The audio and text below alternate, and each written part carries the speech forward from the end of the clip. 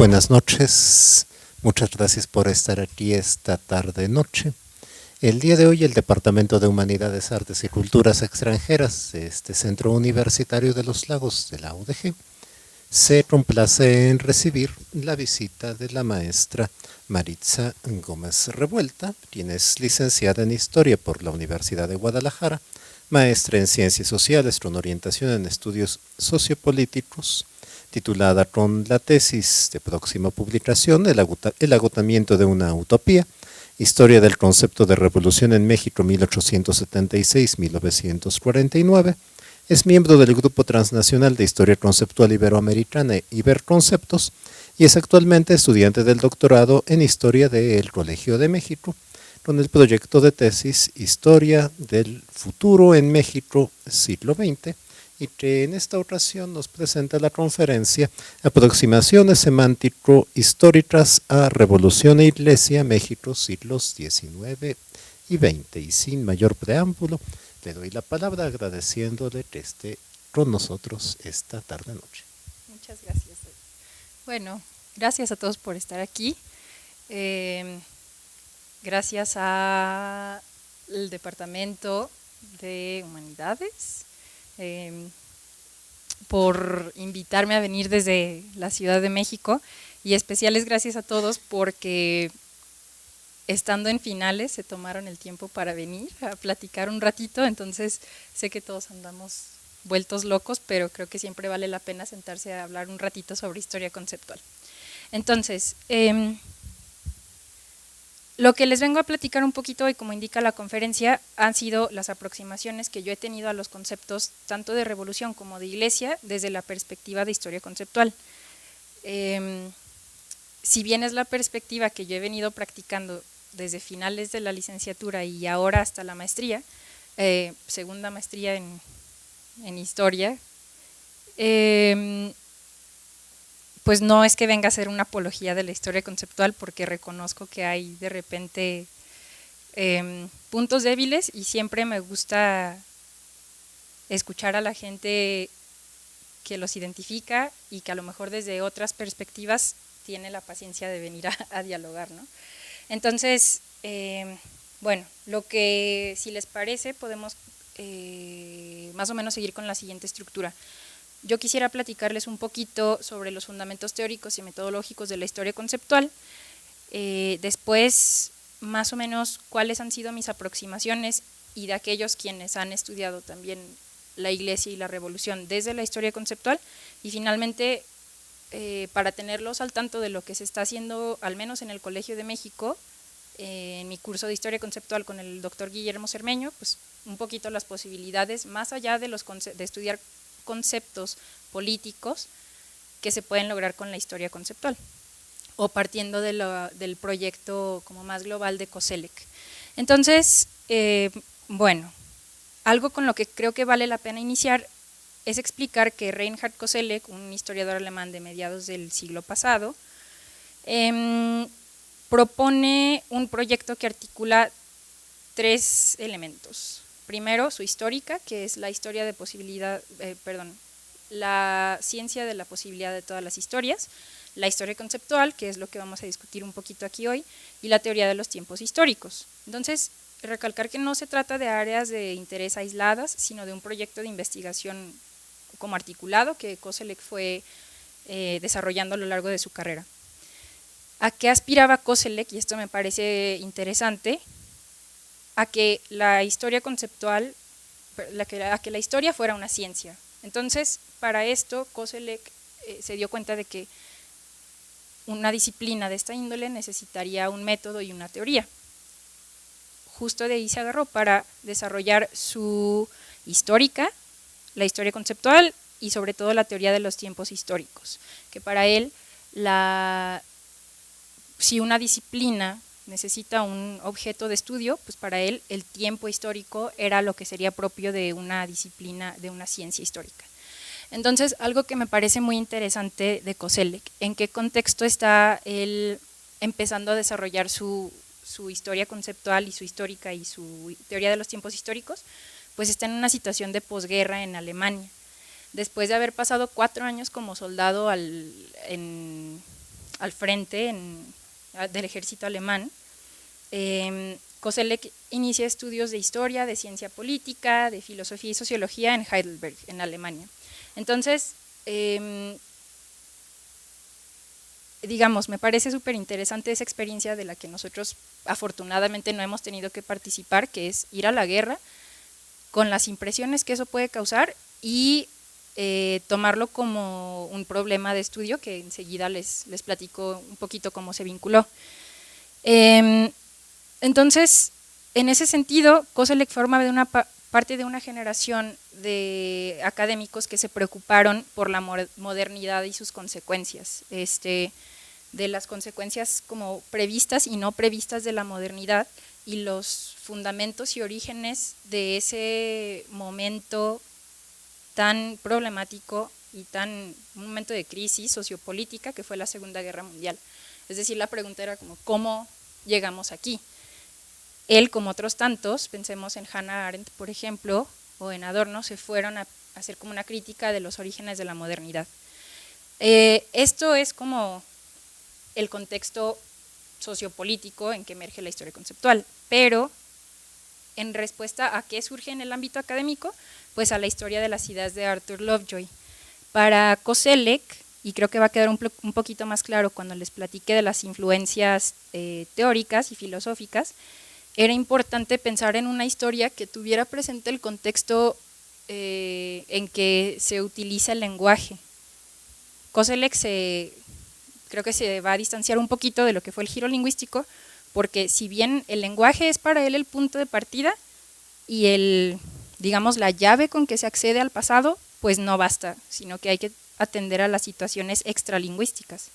Entonces, bueno, surge, ya decía, en respuesta tanto a la crisis de mediados del siglo pasado como a esta historia de las ideas que había cobrado relevancia de Arthur Lovejoy, de ideas como descontextualizadas, flotantes, ¿no? Entonces, 3 referentes importantes que yo creo que vale la pena pensar si a cualquiera que le vaya a entrar a esto, porque no vienen sin su peso filosófico y teórico, Heidegger, Carl Schmitt y Gadamer.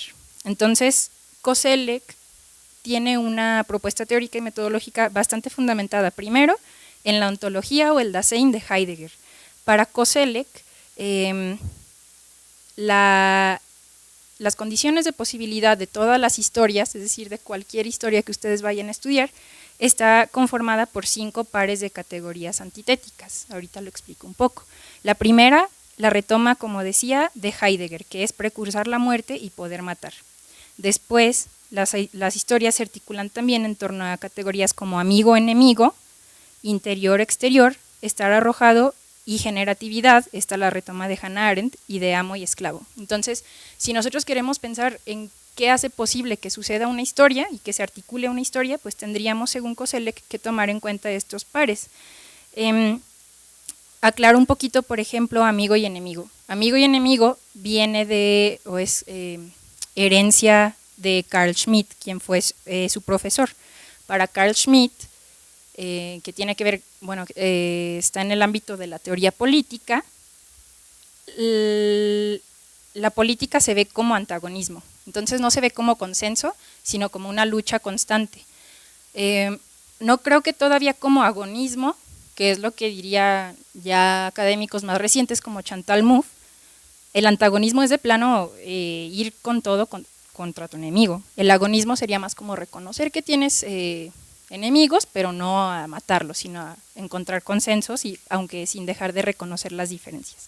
Entonces, Hannah Arendt, por ejemplo, que retoma Koselleck de ella esta situación de la generatividad, tendría que ver con las diferencias respecto a nuestros padres y a nuestros hijos, y cómo eso va articulando partes de nuestra experiencia y cómo eso nos permite pensar históricamente.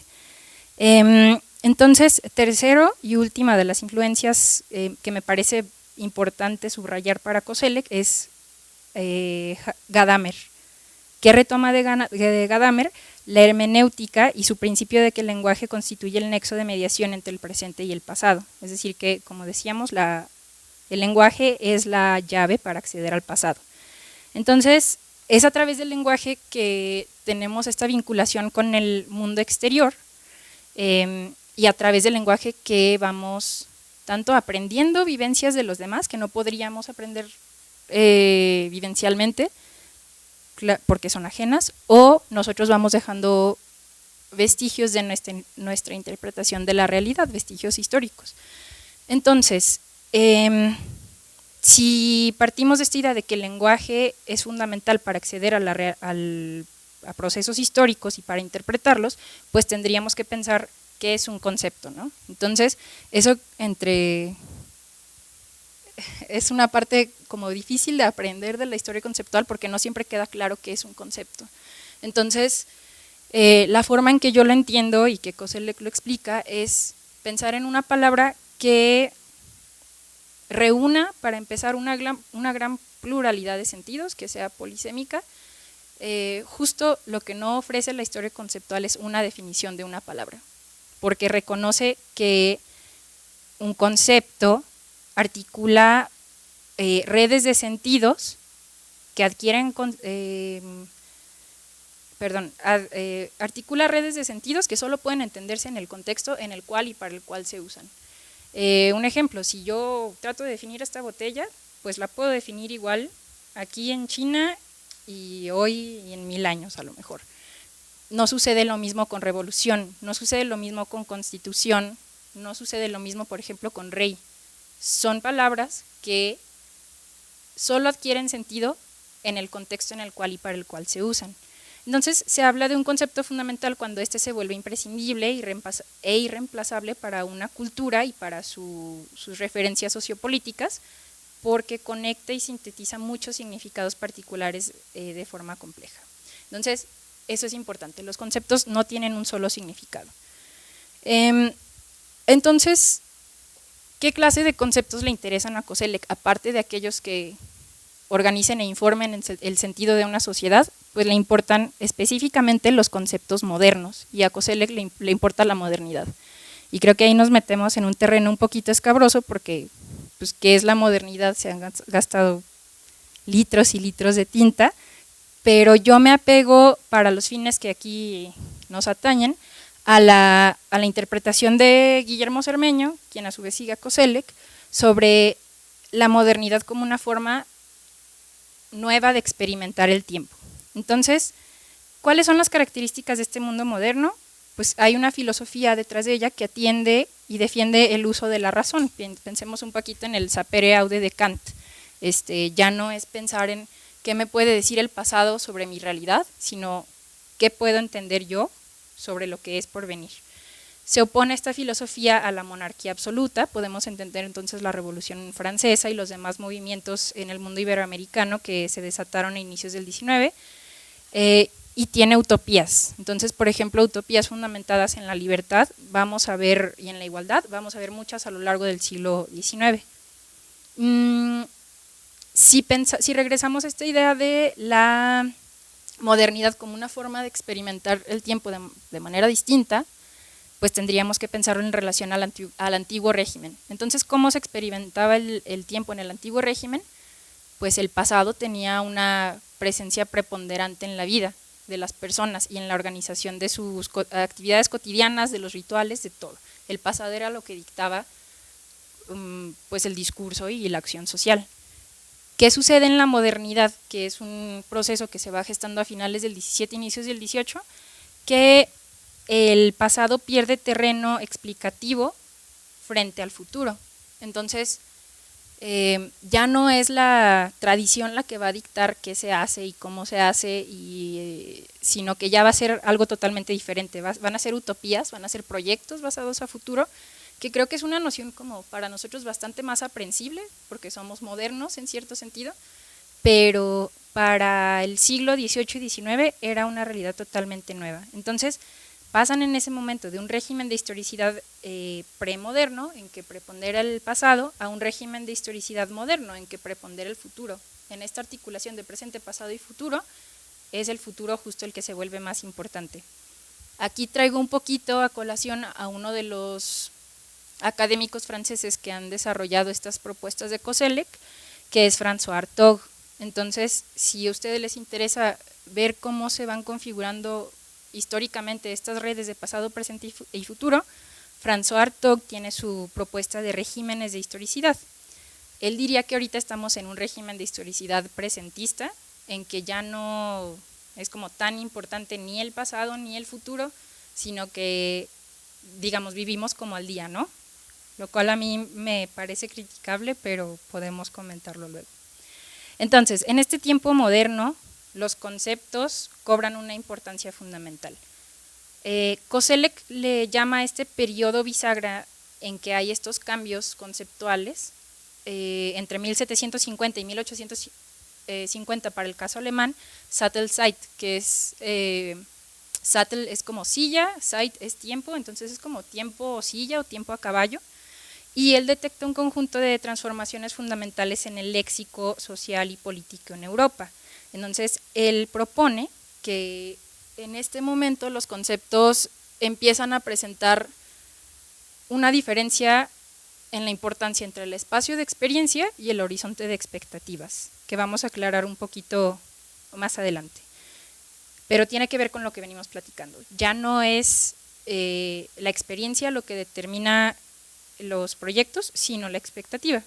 Entonces, espacio de experiencia y horizonte de expectativa, dos categorías antropológicas y metahistóricas, con las que Koselleck va entrando a una parte que a mí me parece súper confusa, pero súper interesante, que son las dimensiones temporales, y que vamos a ir viendo un poquito en el análisis conceptual a través de estas dos categorías. Si ustedes piensan, ahorita para nosotros hay tres tiempos, pasado, presente y futuro, ¿cierto? Pero, si tuviéramos la oportunidad de viajar en una máquina del tiempo a 1750, ellos tendrían su propio pasado y presente y futuro. Si pudiéramos usar la misma máquina del tiempo para viajar al año 2050, también veríamos que ellos tienen su propio presente, pasado y futuro. Entonces, de esta manera, podríamos explicar que existen dimensiones temporales dentro de cada temporalidad. Entonces hay pasado presente, presente futuro, presente presente, que es el que estamos ahorita, presente pasado, pasado pasado, futuro pasado, presente futuro, pasado futuro y futuro futuro. Entonces esto me parece así algo súper loco, pero interesante a la hora de aplicarlo a las fuentes. ¿Qué va a hacer Koselleck? Nos va a brindar estas categorías de espacio de experiencia y horizonte de expectativa que nos permiten ver las experiencias que contiene un concepto y las expectativas que a lo mejor también puede articular ese concepto. No es como que el pasado sea pasado y ya, sino que la gente de ese tiempo también tenía sus propias experiencias y expectativas, así como nosotros las tenemos y la gente que viene las tendrá. Entonces, son las categorías que diseña Koselleck para sacar a flote estas relaciones temporales que antes no eran visibles, pero que un historiador tendría que tener en cuenta, digamos, fuera de la historia conceptual. El pasado y el futuro no son como planos. Eso es importante rescatar, me parece.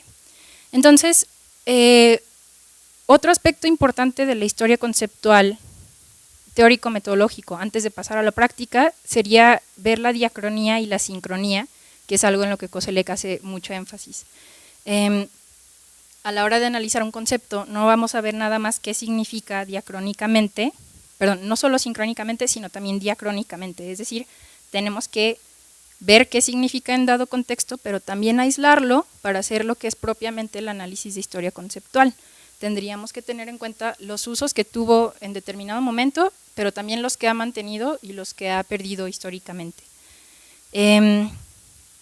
Otra aclaración importante, y yo creo que esto es, no sé, me parece una de las interpretaciones sobre las que hay que puntualizar, es que luego la gente dice, pues la historia conceptual es como solo coleccionar significados, pero no. Justamente como decíamos al inicio, la historia conceptual no podría existir sin la historia social, porque para Koselleck, recalco, no se trata de una historia de las ideas descontextualizada, sino que necesita el análisis de la historia social para entender esas realidades como no lingüísticas y en qué contextos se están usando estos conceptos que tanto le interesan a Koselleck. Entonces, ¿cómo vamos a identificar estos cambios en los conceptos? Porque pues necesitaríamos como una guía, ¿no? Koselleck describe 4 criterios a partir de los cuales se puede ver ese cambio que él describe en la transición hacia la modernidad sociopolítica. Entonces, 4. Primero, la democratización. Dice Koselleck, al disolverse la sociedad estamental, los conceptos que eran propios de un estamento, pensemos en uno más alto, por así decirlo, se van democratizando hacia el resto de la sociedad y entonces podemos ver una explosión en el uso de los términos. Ideologización es un proceso que tendría que ver con el cambio en los conceptos a un nivel de abstracción mayor, a lo mejor salen de su contexto, como es el caso de revolución científico, copernicano, para hacer referencia a realidades políticas, y son disputables porque pues, son ideologizados, no tienen un solo sentido. La temporalización, conceptos como revolución, por ejemplo, se convierten en conceptos de acción, que llevan a la acción. La revolución implicaría moverse para cambiar el sistema político, entonces son conceptos de expectativas, ya no de experiencia, como habíamos dicho previamente. Y finalmente la politización, conceptos que designan posiciones sociales o algún tipo de estratificación adquieren relevancia política y se usan como, digamos, armas en el ámbito de lo político. Entonces, sé que yo les platiqué mucho de Heidegger y de Gadamer, Schmitt, cuesta a lo mejor trabajo traerlos a las fuentes, pero afortunadamente Javier Fernández Sebastián, que es el director del, creo que el mayor esfuerzo de historia conceptual transnacional en Iberoamérica, propuso ya como digamos un cuestionario en que explica cómo llevar a cabo un ejercicio de historia conceptual en algo que me parece genial, 14 puntos. Entonces, si les parece, les platico un poquito como cuál sería ese proceso. Lo que tendríamos que hacer, pienso en un ejemplo que no sea mío para que no me sea tan familiar, el caso de Dios, digamos, si quisiéramos pensar en el concepto de Dios, bueno, tendríamos que fechar las primeras apariciones del término, si se trata de un neologismo absoluto, porque hay conceptos que no son neologismos absolutos, hay conceptos que vienen, como es el caso de Dios, creo, desde la antigüedad. Pero si se tratara de socialismo, por ejemplo, bueno, ahí sí podemos recurrir a las fuentes y a lo mejor indagar cuál fue su primera aparición. Después, el segundo paso, recuerden que son muy bien contados, 14. El segundo sería reseñar hasta qué punto, pese a la resemantización, los viejos significados continúan gravitando sobre los nuevos usos del concepto. Tercero, determinar los momentos de mayor uso del término, crisis políticas, debates parlamentarios, polémicas periodísticas, y aquí yo tengo como un truco, que es usar no sé si ya lo conocen, el Google Ngram Viewer, que es una herramienta de análisis estadístico en que, bueno, Ngram, yo pongo mi concepto y, claro, con la limitación de que solamente se trata de la base de datos de Google, que pues es mucho decir porque es inmensa, yo puedo ir analizando cuáles son esos momentos de mayor uso del término. Si no me sirve para verlo en las fuentes, a lo mejor locales que yo voy a estar trabajando, pues me sirve como para tener una hipótesis y a lo mejor tener una pista de a qué momento acudir, porque si hay un pico tremendo, pues obvio que ahí va a haber un debate y una intensificación sobre el concepto. Entonces, ese es como trampa, pero lo uso bastante. Luego, ¿qué seguiría? Trazar un esquema evolutivo de los conceptos más próximos, afines, adyacentes y opuestos. ¿Qué quiere decir esto? Javier Fernández Sebastián yo creo que lo hace pensando en las constelaciones conceptuales. A veces, al revisar las fuentes te vas encontrando que Dios, por ejemplo, o iglesia o revolución, están vinculados con ciertos términos, pero, por ejemplo, en el caso del tránsito a la modernidad política en México, de repente iglesia cambia de lo que llamamos constelación conceptual. Entonces, esa red semántica que tú veías para iglesia en el antiguo régimen, que podía ser Dios, iglesia, ahora no se me ocurre otro concepto, pues cambia en la modernidad política a ser una constelación conceptual en que iglesia está inserta en una red compuesta de revolución, constitución, nación, pueblo, cosas así. Entonces, si no se encuentran en un ejercicio de historia conceptual ninguna definición de Dios, de iglesia, de revolución, pues no se desanimen, porque a través de una construcción de una red semántica se puede lograr mucho. Especificaríamos en el quinto punto si el concepto en cuestión parece insertarse sobre todo en una o varias modalidades de lenguaje o tradiciones discursivas. Piensen, por ejemplo, en el momento de debates entre liberales y conservadores, pues a lo mejor hay un concepto que uno use más que el otro y lo pueden ustedes poner como, este concepto lo usan más los conservadores, a lo mejor está más inserto dentro de esta tradición discursiva o filosófica. Sexto, tendríamos que evaluar la carga del pasado y la pretensión de realización futura, es decir, operacionalizar estos conceptos que yo les platicaba de espacio de experiencia y horizonte de expectativa. Los conceptos y el contexto en el que se usan nos permiten ver que, por ejemplo, revolución tendría pretensiones de futuro o expectativas que es posible trazar a partir de la identificación del concepto. Enseguida tendríamos que evaluar en la medida de lo posible los tipos de documentos, de situaciones o de discursos en los que aparece preferentemente el concepto en cuestión. En el caso de los conceptos sociopolíticos fundamentales, que son solamente una clase de conceptos para COSELEC, pues usualmente se trata de documentos legales o jurídicos, políticos, manifiestos, a lo mejor actas de sesiones de congreso, etcétera. Y después seguiría a ser un listado de autores, obras o referencias institucionales y culturales que los autores citan cuando se tratan de ese concepto. Entonces ahí podemos ver que hacen referencia al inicio, por ejemplo en 1808 hacen referencia a autores de tradición española, pero cada vez más vemos autores de tradición extranjera. Precisamos enseguida el color normativo dominante del concepto, positivo, negativo o neutro. Pensemos, y me adelanto un poquito, en revolución. Revolución aquí en la Nueva España, para 1879, claro que tenía un color como negativo, porque tenía que ver con el regicidio y la crisis sociopolítica francesa. Pero ya para el momento en que lo usan Lorenzo de Zavala, Carlos María de Bustamante, ya es como la revolución de México, la gloriosa revolución que nos trajo la independencia, ¿no? Entonces eso cambia un poco.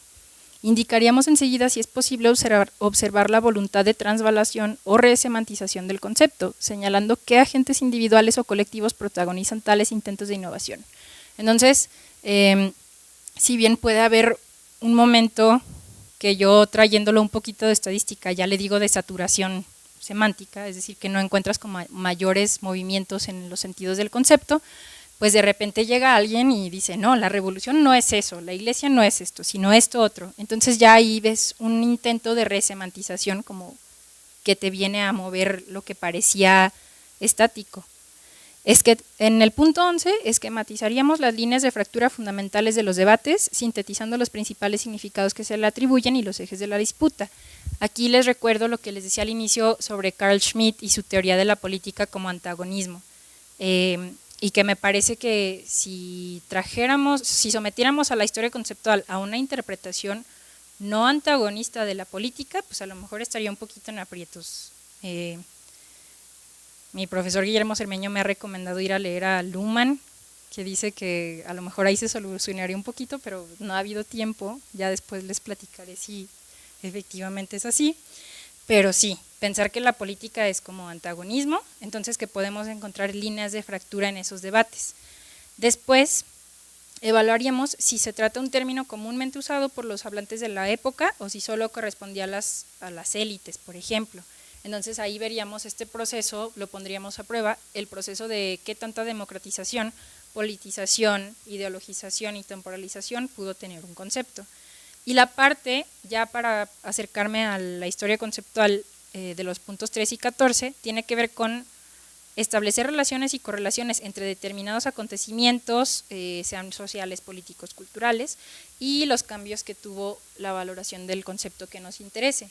Y finalmente aclaremos cómo pudo haber influido en el curso de los acontecimientos esa manera particular de conceptualizar las realidades políticas y sociales. Entonces, si ustedes se quedan en los primeros puntos, realmente no están haciendo historia conceptual. Lo que se trata o lo que nos interesa es ver en el análisis diacrónico cómo pudo haber influido este concepto en las realidades para las que se usó, cómo estas a su vez lo afectaron a él y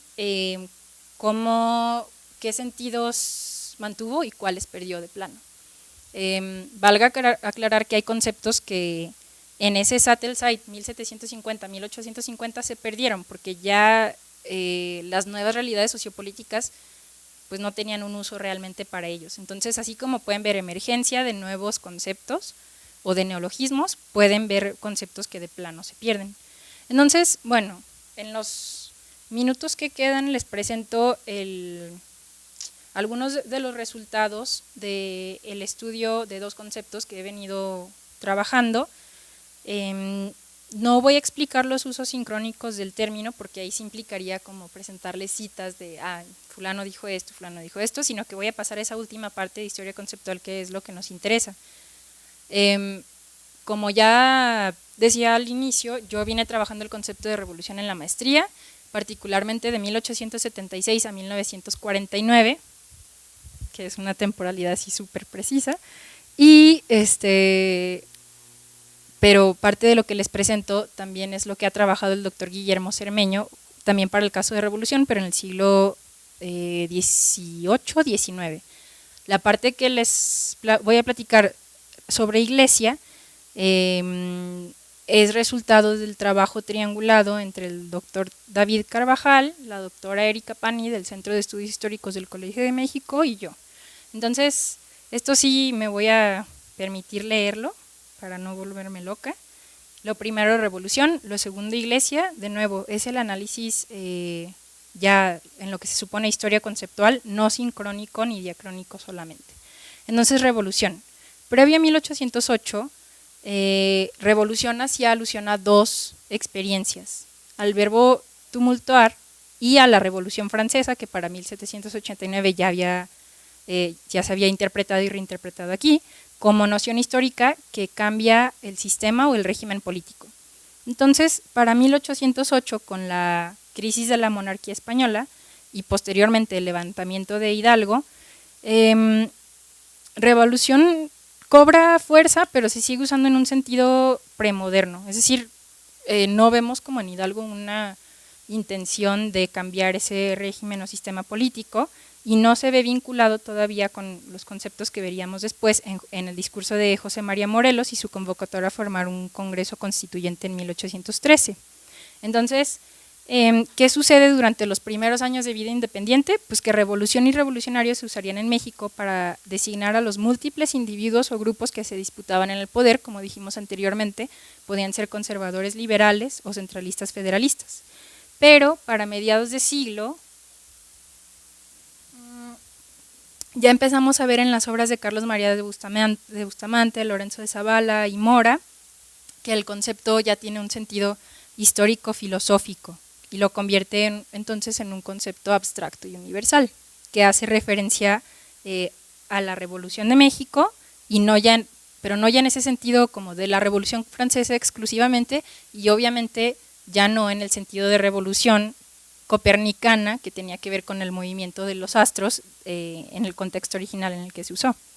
Entonces, México había sufrido más de medio siglo de revoluciones en el momento en que Porfirio Díaz llegó al poder mediante una revolución.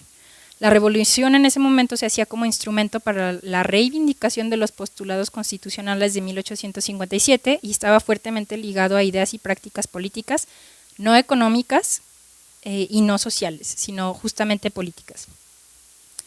Díaz reconoció al inicio de su prolongado mandato esta faceta de la revolución, pues previo a las elecciones fue el elemento de legitimación de su gobierno. Sin embargo, y después de varias elecciones, Díaz soterró el término y comenzó a utilizarlo solo para referirse a lo indeseable. Entonces, ¿qué sucede aquí? Vuelve ese sentido que habíamos visto varios años antes de revolución como un tumulto, pero que no va necesariamente a cambiar el régimen. Entonces lo veía como en términos de lo indeseable y de aquello que podía interrumpir el proyecto de paz y de civilización que su gobierno emprendía, pero que no iba a derrocar al gobierno. Entonces, estas intentonas de levantamiento, que eran hábilmente sofocadas por su aparato de aplicación de justicia, pues se explicaban como en términos revolucionarios, pero no se les daba la importancia como la revolución que había sucedido en 1810, entonces se cargó negativamente el concepto en términos semánticos. Caracterizada por la cautela retórica, la incipiente disidencia de finales del 19 e inicios del 20 protestó contra el régimen porfirista en llamados a la libertad y la independencia y a la justicia, pero todos términos ligados al discurso liberal, sin la presencia de la revolución. Ustedes saben que pues si era muy evidente un intento de disidencia, pues no iba a durar mucho, ¿no? Entonces tenían cuidado con los conceptos que utilizaban para llamar al cambio, y revolución estaba ausente, lo cual me parece bastante relevante y hay que subrayarlo. Entonces, hasta el vocabulario para utilizar el cambio era sujeto a la vigilancia de la maquinaria porfirista. Hay excepciones, por ejemplo, en el uso de revolución en los textos de Ricardo Flores Magón y Filomeno Mata, respectivamente en los diarios Regeneración y Revolución del primero y el Diario del Hogar del segundo. Entonces, para 1910 vemos una explosión en el uso del concepto ya con el movimiento maderista. Entonces, en este sentido, revolución a partir de 1910 se convirtió en un concepto depositario de promesas de agrarismo, de justicia social y de reforma, y de otros tantos movimientos que se fueron abonando, lo fueron cargando.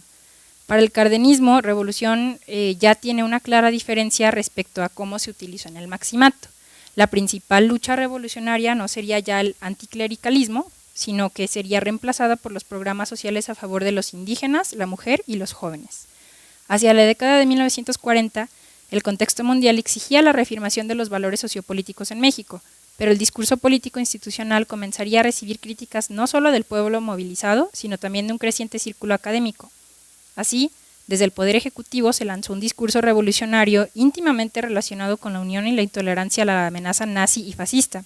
Mientras tanto, un trío de ensayos anunciaron la crisis y muerte del concepto y que su proyecto había terminado. Entonces tenemos los textos de Jesús Silva Herzog, La Revolución Mexicana en Crisis, de 1943, La Revolución Mexicana ya es un hecho histórico, de Daniel Cosío Villegas, y El problema político de la Revolución Mexicana, de Narcisio Bassols. Entonces ahí están los intentos como claros, creo, de cargar semánticamente al término y decir ya murió.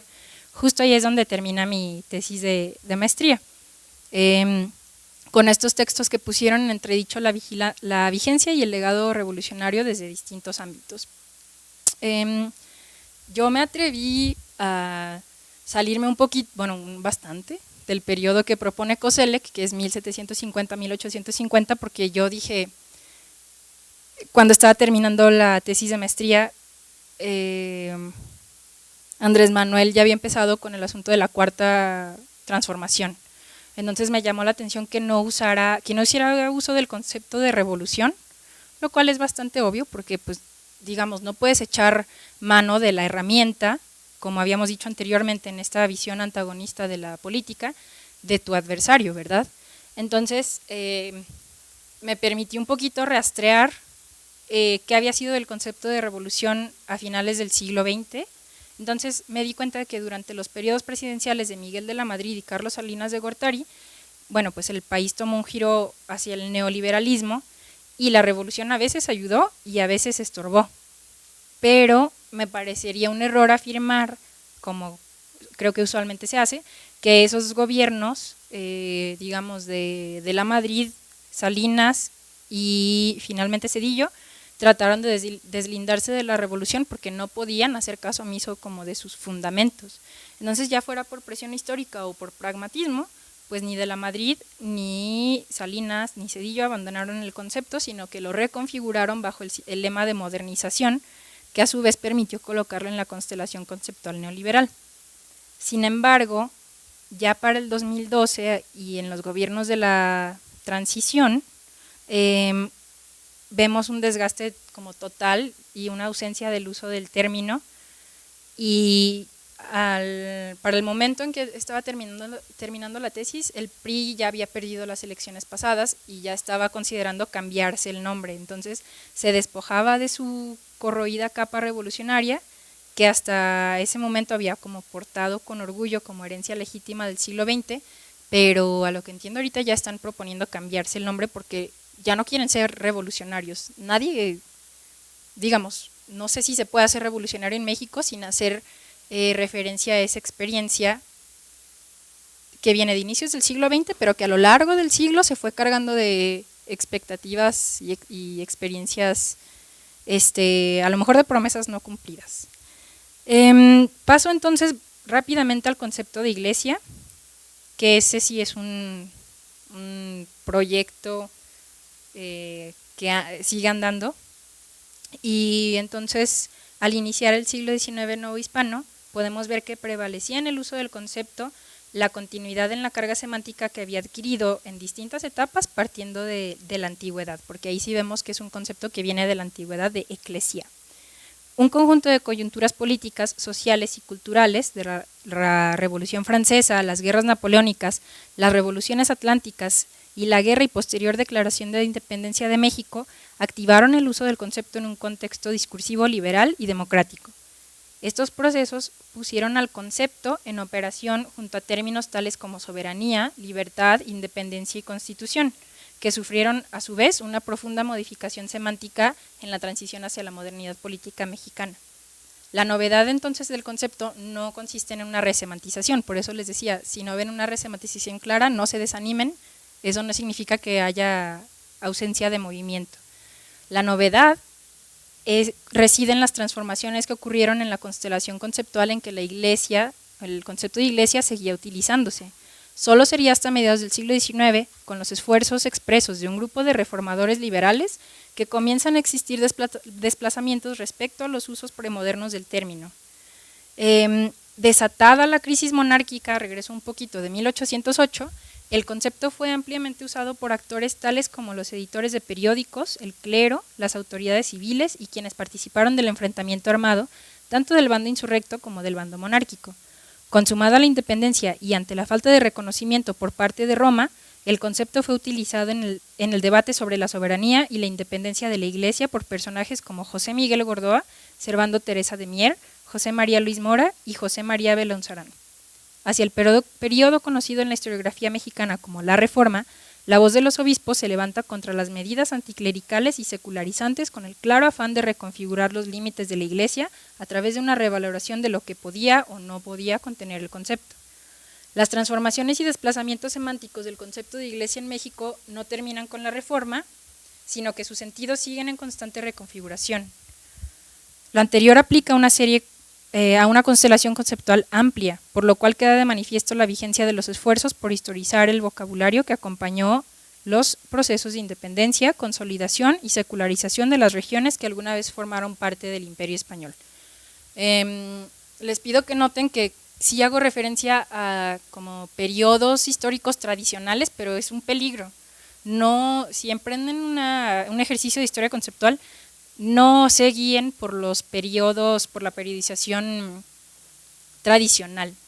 Es decir, si ven, si ustedes piensan guiarse por esta periodización de colonia, independencia, México independiente, porfiriato, a lo mejor no es útil para un ejercicio de historia conceptual, porque los conceptos siguen sus propios tiempos. Es decir, no vamos a ver que un concepto cambie al mismo tiempo que el sistema político, que el sistema social. Sí acompañan los cambios porque están vinculados al contexto en el cual y para el cual se usan, pero si se me ha hecho una crítica es esa, como cuál es el sentido de hacer una historia conceptual si de todas maneras no va a venir a cuestionar la periodización tradicional. A lo mejor hay movimientos como debajo de eso que la historia conceptual podría estar, de los que podría estar dando cuenta, y seguir la periodización tradicional es difícil. Entonces, para terminar y para que a lo mejor invitarlos a pensar qué se puede hacer con la historia conceptual, más allá de pensar en conceptos sociopolíticos fundamentales, me pareció interesante platicarles un poco lo que están haciendo mis compañeros, yo creo que justo ahorita, porque estamos en los trabajos finales, para la clase de historia conceptual. Entonces, les platico, por ejemplo, un compañero está trabajando el concepto de capitalismo y sus transformaciones semánticas a partir de su emergencia. Otra compañera está trabajando el concepto de gremio. Otra compañera está trabajando con globalización. Otro compañero tiene en mira, por ejemplo, el concepto de improvisación. Creo que desde la música, ese me parece interesante porque improvisación, para lo que él me ha platicado, es un concepto puramente moderno. Hasta su aparición es como tardía. Entonces, improvisación en la música es algo a lo mejor como loable, deseable, se ve bien, pero no se ve así en otras esferas, ¿no? No podíamos pensar a lo mejor en improvisación en un momento premoderno, por esto que les platicaba del régimen de historicidad, que no estaba orientado hacia el futuro ni hacia el presente. Entonces, esta última parte de pensar qué más se puede hacer desde la historia conceptual, en mi caso, pensar en una historia del futuro, que sería ver cuáles eran las interpretaciones y proyectos sobre el futuro en el siglo XX en México, pues yo creo que viene a demostrar cuáles son otras posibilidades de la historia conceptual que no se ciñan solamente al vocabulario social y político o religioso, ¿no? Sino que es una invitación a pensar en qué guardan los tiempos históricos latentes, que a lo mejor por pensar el futuro o el pasado como espacios planos, no hemos podido como desenterrar. Entonces, bueno, yo solo quisiera cerrar mi participación con una cita de Hans Bodecker, que es un alumno y colaborador de Koselleck, a quien conocí hace poquito y le pregunté, Hans, ¿cómo fue trabajar con Koselleck? Porque pues, Koselleck es mi gurú y él fue como lo más cercano que yo tuve a Koselleck. Me dijo, yo le pregunté, ¿qué le decía Reinhard Koselleck a usted? Y me decía, no te tomes la historia conceptual tan en serio porque ni siquiera yo tengo muy seguro lo que estoy haciendo. Y dije, qué bien, ¿no? Hasta él mismo estaba medio perdido, no somos los únicos. Pero entonces Hans Bodecker, alumno y colaborador de Koselleck, propone como cierre que el objeto de los estudios histórico-conceptuales no es el fenómeno histórico incomprendido, sino su reflejo en la conciencia a través del lenguaje. Muchas gracias a todos por venir.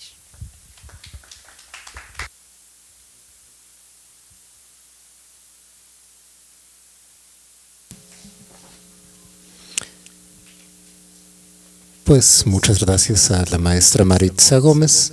Como es costumbre, abrimos un espacio para preguntas, comentarios. No sé si alguien quiera participar. Revolución es un concepto agotado. El PRI agotó el concepto.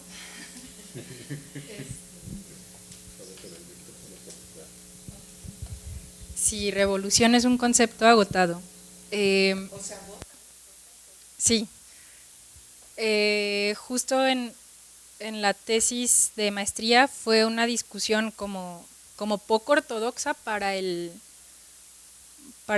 hacer una tesis histórica, pero que yo me animé a meter.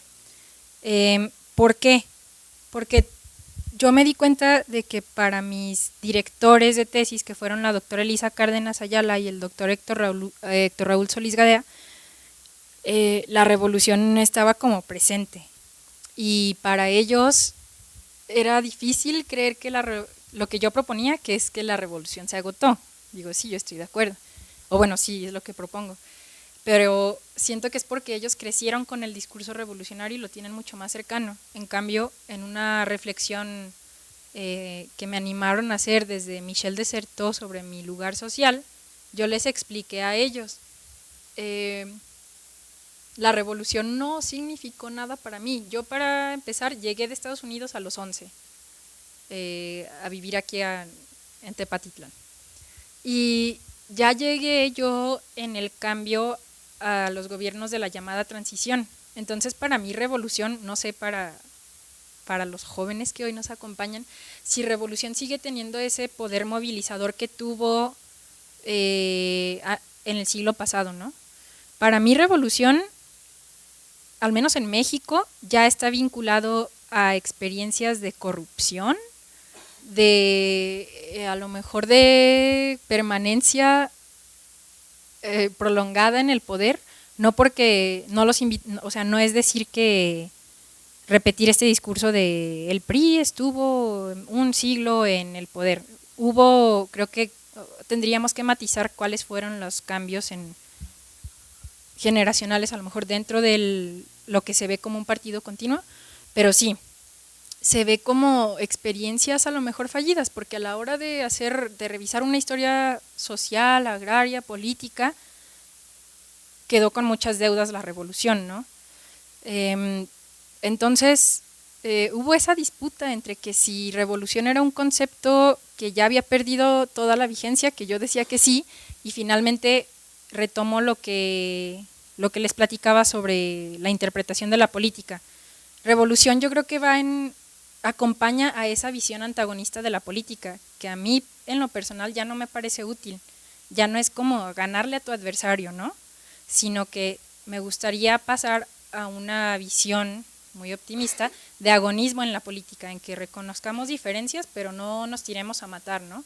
Entonces, para mí, revolución es un término indeseable justo por eso, por las experiencias que en México que quedaron como para la revolución en el tintero y por estar vinculado a una visión de la política que yo creo que en este momento ya no nos sirve de nada, o sea, y para eso el siglo XX fue como la prueba más visible de qué puede pasar si ves al otro como tu enemigo y no lo reconoces, ¿no? Entonces, lo poco ortodoxo de ese ejercicio fue que estando yo en una maestría en ciencias sociales, dominada por sociólogos, sí me animé un poquito a ver qué decían los sociólogos, y Ulrich Beck, también un alemán, parece que estoy casada con los alemanes, dice que hay conceptos zombie o zombie categorien, que son conceptos que a lo mejor seguimos usando pero que ya se vaciaron de significado. Entonces, como muy contra la corriente, y creo que sí fue una cosa generacional, yo sí propongo que revolución se agotó, que el PRI lo agotó, y que tanto es así que hasta el mismo PRI se quiere despojar de ese nombre, y que Andrés Manuel, no dudo que le encantaría usarlo, pero no, pues no puede, porque ya se vinculó a experiencias no necesariamente positivas en la política y en lo económico y en lo social. Entonces, pues así.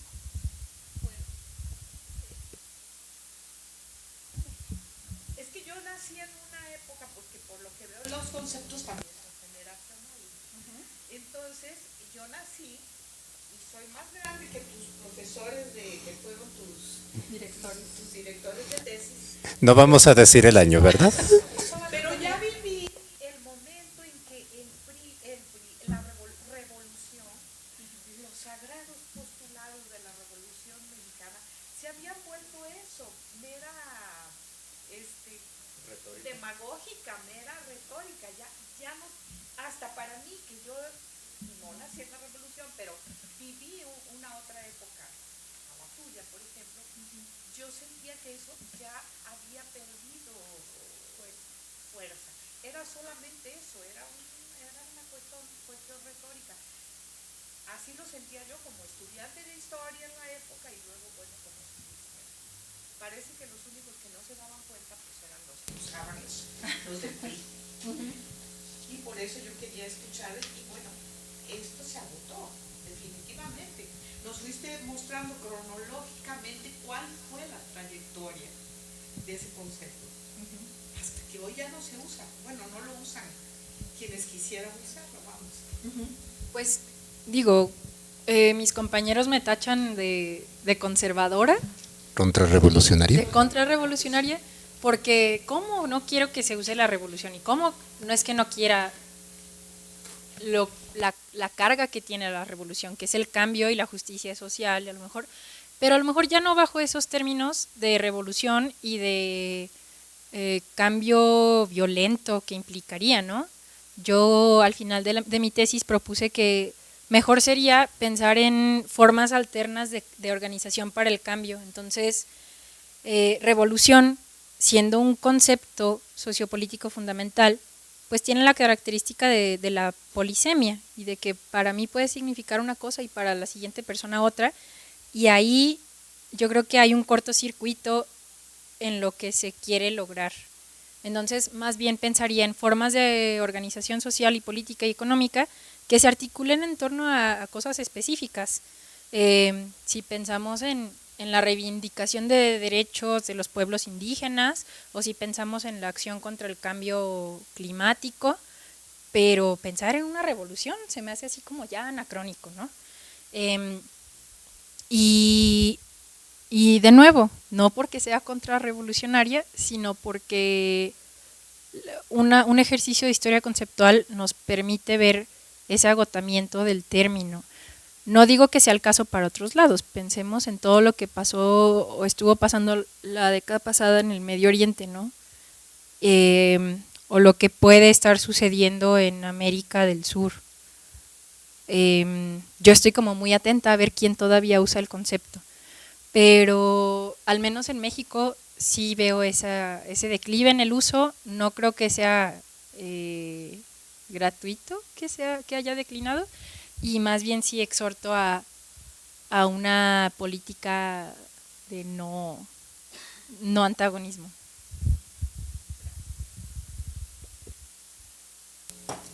Bueno, dada la hora, yo creo, muy brevemente.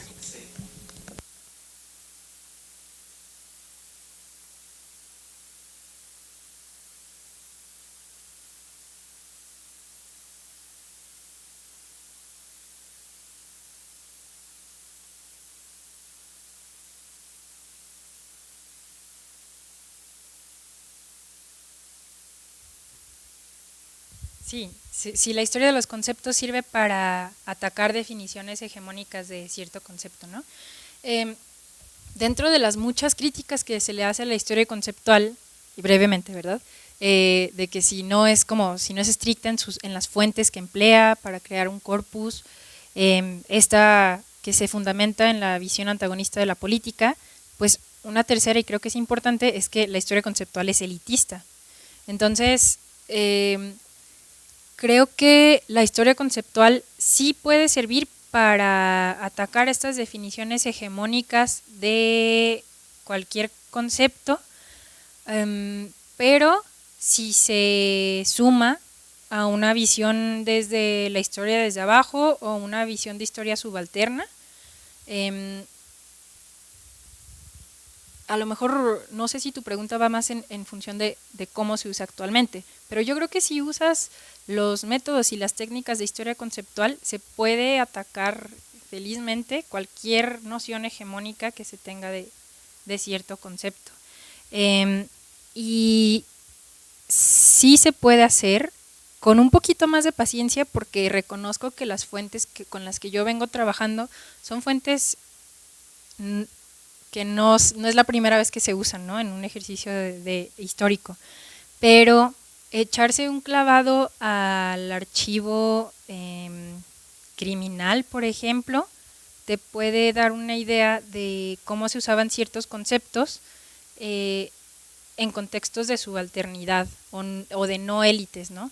Entonces, eso lo vi, por ejemplo, en mi tesis de licenciatura, cómo había una democratización de ciertos conceptos que no se había registrado mucho, justamente por no voltear la mirada hacia otras fuentes. Entonces, sí creo que es importante esta visión subalterna con una mirada semántico-histórica para atacar nociones que a lo mejor se reproducen y a lo mejor nosotros ayudamos a reproducir consciente o inconscientemente, pero que no se pueden lograr si no es a través de este ejercicio histórico que atienda a lo sincrónico y a la vez a lo diacrónico.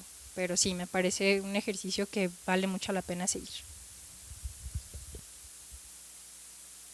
Pues le damos la tradicional constancia que me permito leer. La Universidad de Guadalajara, el Centro Universitario de los Lagos, el Departamento de Humanidades, Artes y Culturas Extranjeras otorgan la presente constancia a la maestra Maritza Gómez Revuelta por su participación con la conferencia Aproximaciones semántico-históricas a Revolución e Iglesia, México siglos XIX y XX, y partida el 12 de diciembre de 2019 en el Centro Universitario de los Lagos. Firma la maestra María del Carmen Quevedo Marín, jefa de dicho departamento. Y pues muchas gracias.